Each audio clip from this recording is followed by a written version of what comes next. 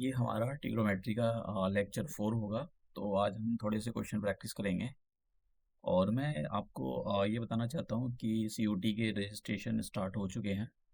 तो आप जाकर अपना जो भी आपको सब्जेक्ट चूज़ करने हैं, आप मैक्सिमम 5 सब्जेक्ट चूज़ कर सकते हो इस बार, ज़्यादा नहीं है। तो आप सोच समझ कर सब्जेक्ट को लें जिसमें आपका इंटरेस्ट है, जिसमें आपको अपनी लाइफ बनानी है, आपको पीएचडी करनी हो, आपको देखो कुछ बच्चे ना वैसे ही मतलब सब्जेक्ट चूज़ कर लेते हैं और फिर उसको गलत बताते हैं। तो ये गलत इसलिए है वो देखो कोई भी सब्जेक्ट खराब नहीं होता है, बस आपका उसमें इंटरेस्ट नहीं है, आपने उसको ठीक से पढ़ा नहीं है इसलिए वो आपको खराब लगता है। हिस्ट्री के प्रोफेसर इतने अच्छे-अच्छे होते हैं कि आईएएस ऑफिसर से भी ज़्यादा उनकी सैलरी होती है। लेकिन कुछ लोग मतलब कुछ नहीं, काफ़ी सारे बच्चे बस ले लेते हैं, उनको बस एक ग्रेजुएशन करनी होती है और फिर बोलते हैं कि कुछ नहीं होता, नहीं लेना चाहिए। इस यही रीज़न होता है कि ह्यूमैनिटी के जो सब्जेक्ट होते हैं उस बच्चे पता नहीं क्यों उनका इंटरेस्ट नहीं होता। ये तो बहुत अच्छे सब्जेक्ट होते हैं, ह्यूमैनिटी के सब्जेक्ट होते हैं। तो आपको जो है ऐसा नहीं होता कि साइंस की सब्जेक्ट पढ़कर आप आगे बनोगे। आपको जिसमें आपका मन करता हो, मतलब आपका मन करता है कि भाई मैं हिस्ट्री से पीएचडी करूँ, हिस्ट्री में अपनी लाइफ बनाना चाहता हूँ। ऑफ कोर्स आप करो, बहुत अच्छा करियर है, आप बहुत बड़ी सेंट्रल यूनिवर्सिटी में पढ़ाओगे।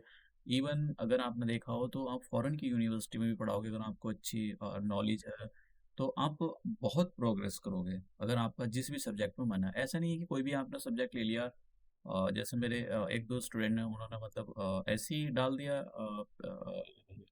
कि भाई मैं जो मैथमेटिक्स ऑनर करूँगा। तो तो ये बड़ी दिक्कत हो जाती है, जबकि उनका वो सब्जेक्ट होता ही नहीं है, फिर भी डाल देते हैं, बस थोड़ा बहुत आता है। तो आपका मन जिससे करता हो आप उसी से आगे अपना जो है करियर स्टार्ट करो। तो क्योंकि ये सब्जेक्ट ऐसा नहीं होता है कि भाई आपको अब पता ले लिया, आपने ले लिया, फिर परेशान हो रहा है क्यों पढ़ रहा हूँ, मन ही नहीं लग रहा है पढ़ने में, तो ये बड़ी समस्या होती है। तो हम ये वाले क्वेश्चन देखते हैं कि किस टाइप के क्वेश्चन जो है यहाँ पर किस टाइप के क्वेश्चन आपसे पूछे जा सकते हैं। तो हम देखते हैं कैसे इनको सॉल्व करेंगे। तो मैं यहाँ पर आपकी हेल्प करूँगा क्वेश्चनों को सॉल्व करने में, आप कर सकते हो, मेरे साथ साथ कर सकते हो ये। तो हमारे पास ये एक्सप्रेशन दे रखा है, तो इस एक्सप्रेशन की वैल्यू ये दिया हुआ है। मैं यहाँ पर थोड़ा सा हो सकता है आपको अच्छे से ना दिखाई दे रहा हूँ, मैं लिख लेता हूँ। तो हमारे पास ये दे रखा है कि tan square 45 minus cos square 30 equal to x sine 45 और कॉस 45। ये हमारे पास एक्सप्रेशन दे रखी है। अब हमको यहाँ पर x की वैल्यू निकालनी है। देखो, मैंने पीछे tan 45 की वैल्यू नहीं बताई थी, मैं बता देता हूँ यहाँ पर। tan 45 की वैल्यू 1 होती है, cot 45 की वैल्यू 1 होती है और साइन यहाँ लिखता हूँ,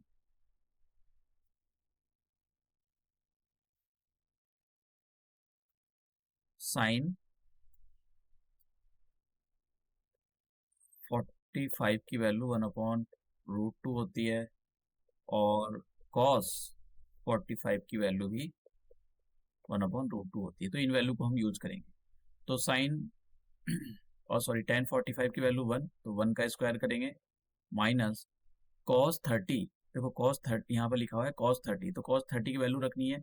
और cos 30 की वैल्यू मैंने बताई थी, cos 30 की वैल्यू कितनी होती है, देखो sin 60 की वैल्यू होती है और √3/2 और cos 30 की वैल्यू होती है √3। तो ये आपको अच्छे से पता होना चाहिए। तो √3/2 का स्क्वायर लगा हुआ, तो स्क्वायर लगा देते हैं इक्वल टू एक्स।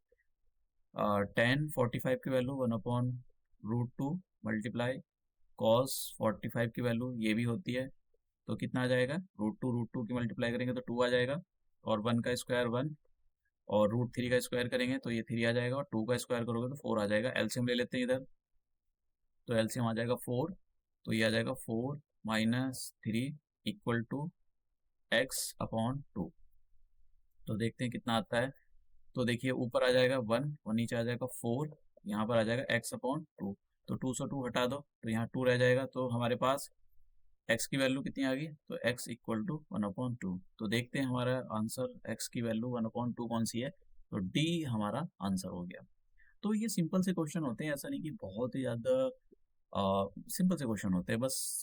ये है कि आपको जो बेसिक चीज़ है वो अच्छे से आना चाहिए। तो देखो उनको भी पता होता है कि बच्चों का इतना ये मैथ जिन अब ह्यूमैनिटी के बच्चों ने सब्जेक्ट लिए तो क्यों लिए? क्योंकि उनका मैथमेटिक्स खराब था इसलिए उन्होंने नहीं फिजिक्स मैथ केमिस्ट्री नहीं ली, तो इसलिए वो भी सारी चीज़ों को कंसीडर करके पेपर बनाते हैं। अब देखिए यहाँ पर हमारे यहाँ पर टेन थीटा इक्वल टू 3/4 लिखा है। तो अब देखिए क्या इसको मैं टेबल के थ्रू कर सकता हूँ? देखो टेबल के थ्रू नहीं हो सकता है क्योंकि 3/4 और 10 के अंदर किसी की वैल्यू नहीं होती, तो मुझको क्या करना पड़ेगा? मुझको वही जो मैंने एक राइट एंगल ट्रायंगल बनवाया था आपको, और उसके अंदर ये सारी चीज़ें परपेंडिकुलर अपॉन बेस ये बताया था, तो उसी से हम करेंगे।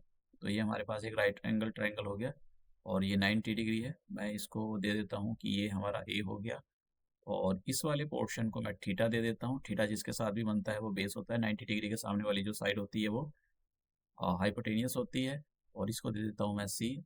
और ये जो जिसके साथ थीटा बना ये हमारे पास बेस हो जाएगा, और जो बची कुची साइड है वो हमारे पास परपेंडिकुलर हो जाएगी। तो अब देखिए यहाँ पर हमको पता है कि जो टेन थीटा होता है, टेन थीटा की वैल्यू होती है परपेंडिकुलर अपॉन बेस। तो इसका मतलब ये हो गया ये जो थ्री है ये परपेंडिकुलर है, और ये जो फोर है ये हमारे पास क्या है? ये हमारे पास बेस है। तो बेस कितना है हमारे पास? फोर। और परपेंडिकुलर कितना है हमारे पास? थ्री। तो अब हमारे पास क्या नहीं है? हमारे पास हाइपोटेनियस नहीं है, तो हम यहाँ पर पाइथागोरस लगाएंगे। तो मैं यहाँ पर पाइथागोरस लगाने के लिए जा रहा हूँ। पाइथागोरस क्या कहता है कि पाइथागोरस कहता है कि भैया हाइपोटेनियस का स्क्वायर ठीक है इक्वल टू परपेंडिकुलर का स्क्वायर, आप पहले बेस भी लिख सकते हो, उसको कोई फर्क नहीं पड़ता है, प्लस बेस का स्क्वायर। तो हमारे पास परपेंडिकुलर भी दे रखा है, तो परपेंडिकुलर का मतलब हो गया थ्री का स्क्वायर, बेस दे रखा है चार, तो फोर का स्क्वायर, तो थ्री का स्क्वायर होता है नाइन, फोर का स्क्वायर होता है 16, दोनों को प्लस करोगे ये आ जाएगा 25। तो मैं क्या करूँगा? एच स्क्वायर हटाऊंगा और इधर स्क्वायर रूट ऑपरेट कर दूंगा, तो स्क्वायर रूट ऑपरेट करने का मतलब हो गया ये। तो एच की वैल्यू हमारे पास कितनी आ गई? 5 आ गई। अब बड़े आसानी के साथ हम अपना आंसर निकाल सकते हैं। तो उसमें क्वेश्चन में ये देखो ये जीरो नहीं है, कभी कुछ लोग सोच रहे हो ये जीरो है लगा हुआ है, ये जीरो नहीं है, ये थोड़ा धुंधला दिखाई दे रहा है। मैं एक्सप्रेशन को लिख देता हूँ यहाँ पर, ये क्या है? तो हमको इस एक्सप्रेशन की वैल्यू निकालनी है कि cos square theta minus sine square theta. तो ये थीटा बना हुआ है, ये जो आप देख रहे हो ये जीरो नहीं है, ये थीटा है। कभी आप सोचने लगो कि भाई ये जीरो है, ये जीरो नहीं है, थीटा है। तो कॉस की वैल्यू देखो, मैंने आपको बताया था कॉस क्या होता है? कॉस होता है, मैं यहाँ लिख देता हूँ, कॉस क्या होता है? कॉस होता है base upon hypotenuse, base upon hypotenuse, और बेस इस ट्रायंगल में कितना है? फोर, और हाइपोटेनियस कितनी है? फाइव। ये वैल्यू निकल गई। साइन की भी चाहिए, तो साइन थीटा, साइन के बारे में बताया था मैंने, परपेंडिकुलर अपॉन हाइपोटेनियस होता है। परपेंडिकुलर की वैल्यू कितनी है यहाँ पर? थ्री, और हाइपोटेनियस की वैल्यू कितनी है यहाँ पर? फाइव। इसलिए हमको हाइपोटेनियस निकालना पड़ा, तो मैं वैल्यू रखता हूँ यहाँ पर। तो कॉस ये आ जाएगा 4/5 का स्क्वायर माइनस 3/5 का स्क्वायर, तो 4 का स्क्वायर 16, 5 का स्क्वायर 25, माइनस का साइन, 3 का स्क्वायर 9, और ये तो दोनों नंबर नीचे एक जैसे आ गए, तो एलसीएम यही आ जाएगा। तो कितना आ गया? 16 - 9, 16 में से अपना 9 को कम करा तो कितना आ जाएगा? ये आ जाएगा 7 ऊपर, और नीचे आ जाएगा 25। तो इसका मतलब हमारे पास ये आंसर हो गया। अब देखते हैं 7/25 कौन सा आंसर है। तो 7/25 देखिए, और ए ऑप्शन देखें आप, ए ऑप्शन हमारा आंसर है। तो देखिए मतलब क्वेश्चन की क्लियरिटी अगर आपको है, मतलब जो कॉन्सेप्ट की क्लियरिटी है, तो बड़े आसानी के साथ बिल्कुल सटीक तरीके से आप अपना आंसर निकाल सकते हैं। देखो तुक्केबाजी अगर आपने वहाँ पर खेला, अगर आपने एक सही कर दिया तो आपको 5 नंबर मिल जाएंगे, अगर आपने एक गलत कर दिया तो भैया आपका माइनस में चला जाएगा 1 नंबर। तो सोच समझ के, ऐसा नहीं कि भाई अक्कड़ बक्कड़ बम्बे वो वाला आपको कर देना है, वो नहीं करना है। देखो ये कुछ क्वेश्चन है, मुझे ऐसा लगता है कि शायद ये बहुत इंपॉर्टेंट क्वेश्चन है, ज़्यादा कॉन्सेप्ट नहीं है, बड़े बेसिक से क्वेश्चन है। तो अब यहाँ पर कोई ऑप्शन नहीं दे रखा है, तो बस आपको ए और बी की वैल्यू बतानी है। तो मैं आपको ट्रिक बताता हूँ कि कैसे इनको सॉल्व करते हैं। देखो हमारे पास क्या दे रखा है? Sign a+b = 1। अब आपको ये चेक करना है कि ये जो साइन लिखा हुआ है यहाँ पर, तो साइन की टेबल में जाना है आपको, और साइन की टेबल में ये जाना है कि किसकी वैल्यू साइन में 1 होती है। तो अगर आप उसकी टेबल में गए, तो मैंने पीछे लिखवाया था आपको, पिछले वाले लेक्चर में भी लिखवाया है, तो साइन 90 की वैल्यू 1 होती है, तो इसका मतलब इस 1 को हम क्या लिख सकते हैं? साइन 90। समझ गया कि कैसे इसको यूज़ करना है? तो ये वैल्यू अगर आपको पता है तभी आप कर सकते हो। इस साइन से ये साइन हट जाएगा तो कितना आ जाएगा, a plus B equal to 90 degree. अभी मैं इसको इक्वेशन नंबर 1 डाल के यहीं छोड़ देता हूँ। अभी इसको देखते हैं। तो मेरे पास ये एक्सप्रेशन क्या है, cos a minus B equal to 1। अब आप कॉस में जाओ, कॉस में जाकर ये चेक करो कि भाई ये 1 में वन किसकी वैल्यू होती है।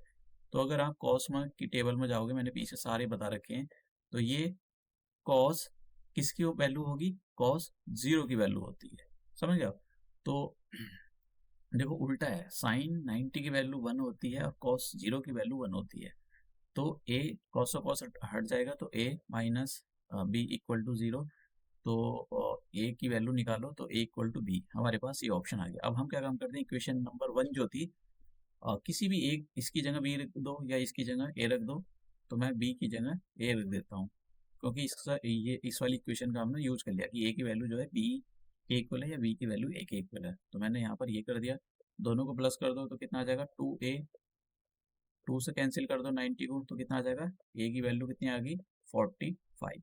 अब ये जो a की वैल्यू 45 है, अगर आपने इस वाली इक्वेशन में रखा तो इससे ये पता लगता है कि b की वैल्यू भी 45 है। तो यही हमारे आंसर है कि a की वैल्यू भी 45 है और b की वैल्यू भी 45 है।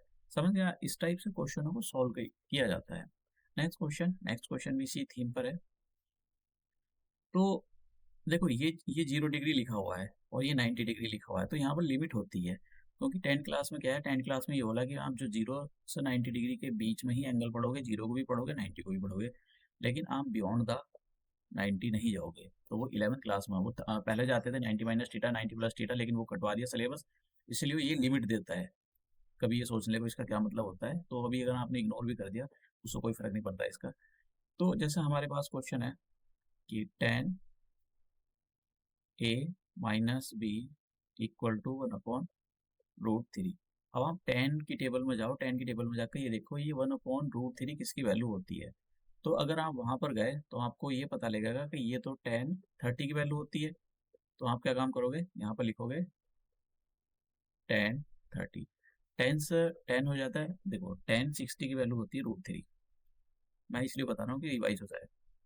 तो a minus B equal to 30, equation number 1 डाल के यहीं रोको। दूसरा एक्सप्रेशन देखते हैं। तो दूसरा एक्सप्रेशन हमारे पास ये लिखा हुआ है कि tan a plus B equal to √3। तो आप tan की टेबल में ये चेक करो कि √3 किसकी वैल्यू होती है। तो जब आप tan की टेबल में ये जाकर चेक करोगे कि ये किसकी वैल्यू होती है, तो आपको पता लगेगा ये तो tan 60 की वैल्यू होती है, 10 से 10 हट गया। तो a प्लस बी की वैल्यू हमारे पास कितनी आ गई 60। अब ये दोनों इक्वेशन को हम सॉल्व कर लेते हैं। तो मैं a minus B equation number इसके नीचे रख देता हूँ, इसको कर देता हूँ कट, तो 2a आ जाएगा यहाँ पर और 60 प्लस ये आ गया 90। ये linear equation of two variable अभी सॉल्व कराने से रह रहा है, तो इसको मैं करा देता हूँ अभी। अभी तो नहीं कराऊंगा और इसके लिए अलग से लेक्चर लाऊंगा। तो कितने हो गए, a+a+2a और ये 90 हो गया, 2 से कैंसिल करते हैं 45। तो अगर a की वैल्यू, आप कोई सी भी इक्वेशन ले लो, जैसा मैंने यहाँ पर एक इक्वेशन ये ले ली कि a minus B equal to 30, a की वैल्यू हमको पता है 45 है, माइनस बी इक्वल टू 30। तो b की वैल्यू जब मैं निकालूंगा तो कितनी आ जाएगी 45 माइनस 30, तो ये आ जाएगा b इक्वल टू 15 डिग्री। तो हमारे पास क्या आंसर आ गया, b की वैल्यू में डिग्री हटा ही देता हूँ यहाँ से, इसका कुछ काम नहीं है वैसा। तो a की वैल्यू आ गई 45, b की वैल्यू आ गई हमारे पास 15। तो एक और क्वेश्चन देखते हैं, लास्ट क्वेश्चन इसी बेसिस पर है ये। तो ये जो है टेबल से रिलेटेड क्वेश्चन है। जैसे हमारे पास ये दे रखा है कि sine a minus B equal to 1/2। तो आप साइन की टेबल में जाके चेक करो कि 1/2 किसकी वैल्यू होती है। तो जब आप इसकी टेबल में जाओगे तो आपको पता लगेगा कि ये साइन 30 की वैल्यू होती है। ठीक है, साइन से साइन हट गया तो कितना आ गया, a minus B equal to 30, equation number 1 डाल के यहीं रोको इसको।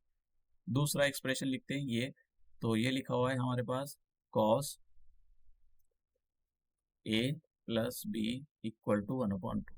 तो अब कॉस में जाके ये चेक करो कि भाई कॉस के अंदर, टेबल के अंदर, कि ये 1/2 किसकी वैल्यू होती है। तो हम जब चेक करोगे तो ये cos 60 की वैल्यू होती है। तो cos a plus B equal to cos 60। Cos से कॉस हटा दो तो कितना आ गया, A plus B, A plus B equal to 60। Question number 2, अब इनको सॉल्व कर लेते हैं हम।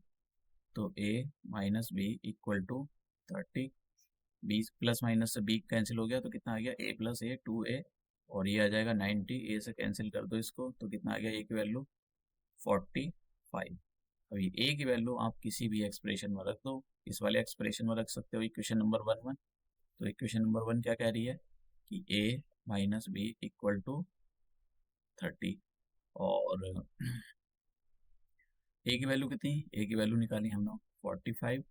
तो अब इसको इधर ट्रांसपोज कर देता हूँ मैं, और इसको इधर ट्रांसपोज कर देता हूँ, तो बी इधर का प्लस का हो जाएगा और 30 इधर आकर माइनस का हो जाएगा। तो बी की वैल्यू कितनी आ जाएगी यहाँ से, बी की वैल्यू भी हमारे पास ये आ गई। तो ये मैंने आपको आंसर निकाल के दिखाया कि ये जो आंसर है कैसे कैलकुलेट किए जाते थे। अब हम अपना जो है दूसरा एक लाइन्स ऑन एंगल्स के मैं यहाँ पर क्वेश्चन लाऊंगा। ट्रिग्नोमेट्री के मैंने काफ़ी क्वेश्चन को करा दिए, मैं हालांकि और अपलोड करूंगा जिससे आपकी प्रैक्टिस होए। और जिन बच्चों को रिसोर्सेज की कमी है, गाइडेंस की कमी है, तो मैंने यहाँ पर सारी चीज़ें उनको अच्छे से एक्सप्लेन करके दी हैं, पिछले साल के क्वेश्चन सॉल्व करके दिए हैं। आप उनको जाकर, बहुत सारे लेक्चर मैंने अपलोड कर दिए, तो आप जाकर उनका फ़ायदा उठा सकते हो। और अगर आपके पास हैं पैसे वगैरह तो आप कोई प्राइवेट वाला टेस्ट सीरीज या कुछ कोचिंग वगैरह ज्वाइन कर सकते हो। तो ये इनिशिएटिव उन्हीं लोगों के लिए है जो दूर दराज लोग दूर रहते हैं, और मतलब नहीं होता है कोचिंग वाला सिस्टम, उनका पैसे नहीं होते, बहुत सारी चीज़ें होती हैं, और उनको पढ़ कर आगे बढ़ना होता है, तो ये सारी चीज़ें उन्हीं के लिए हैं। तो हम अपना ये लेक्चर यहीं समाप्त करते हैं, और मिलते हैं अपने नेक्स्ट लेक्चर में। और ये मैं एक और चीज़ बताना चाहता हूँ कि मैं डिस्क्रिप्शन बॉक्स में मेरा एक टेलीग्राम चैनल है, तो मैं ये पीडीएफ वगैरह जितने भी होंगे वहाँ पर अपलोड कर दूंगा। तो आप वहाँ पर जाकर सारे डाउनलोड कर सकते हो, आपको सारी ये जो जितनी भी पीपीटी या पीडीएफ है ये वहाँ से मिल जाएंगे। तो मैं ये लेक्चर इसकी यहीं समाप्त करता हूँ, और हम अपने नेक्स्ट लेक्चर में मिलते हैं।